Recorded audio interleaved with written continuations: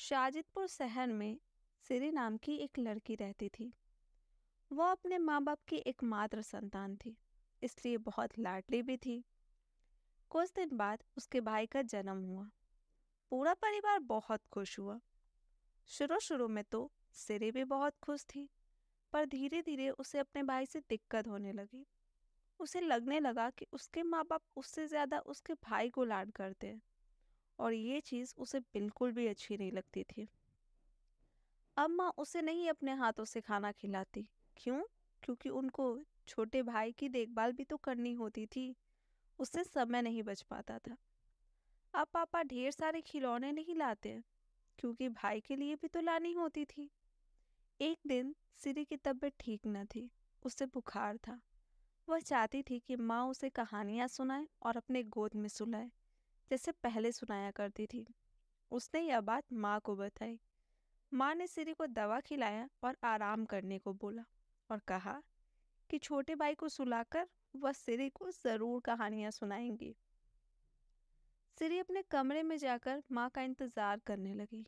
काफी समय बीत गया, पर माँ नहीं आई।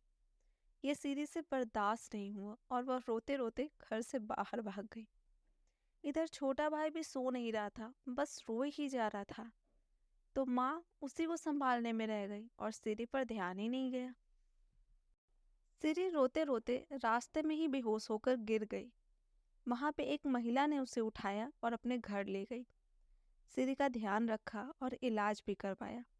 उस महिला ने सिरी से उसके बारे में पूछा कि वह कौन है, उसका घर कहाँ है, और वो इस तरह सड़क पे कैसे बेहोश हो गई। सिरी बस रोने लगी और उसने कुछ न बताया। उस महिला ने सिरी को बोला कि बेटा, तुम अपने मन में बोलो तुम्हें जो भी चाहिए, और तुम्हारी इच्छा जरूर पूरी हो जाएगी। पहले तो सिरी को यकीन न हुआ। फिर सिरी ने सोचा कि अगर पूरी हो भी गई तो इसमें मेरा ही फायदा है। तो फिर सिरी ने अपने मन में बोला, काश मेरा कोई भाई कभी होता ही नहीं, तो माँ पापा हमेशा मुझसे वैसे ही लाड करते जैसे पहले किया करते थे। इतना बोलकर सिरी अपने घर चली गई। वहां पहुंचकर उसने देखा कि उसके घर में बहुत शांति है। ना ही माँ की आवाज आ रही है और ना ही भाई की। अंदर जाकर देखा तो माँ बेहोश पड़ी है। आंखों के आंसू चेहरे पर ही सूख चुके हैं। उसने बिना देरी किए पिता को कॉल किया। फिर माँ को होश में लाने लगी। माँ को होश आते ही वह फिर से अपने बेटे को जगाने लगी। सिरे को कुछ भी समझ नहीं आ रहा था। पापा घर आए तो माँ ने बताया कि बेटा उठ नहीं रहा है, ना इसकी सांसें चल रही है। पिता के पैरों से तो मानो जमीन ही निकल गई। डॉक्टर को बुलाया गया, पर अंततः बेटा दुनिया छोड़ चुका था। सिरी की तो यही इच्छा थी, पर न जाने सिरी बहुत उदास हो गई थी। वह अब अपने नन्हे भाई को बहुत मिस कर रही थी। उसका दिन बहुत मुश्किल से बीत रहा था।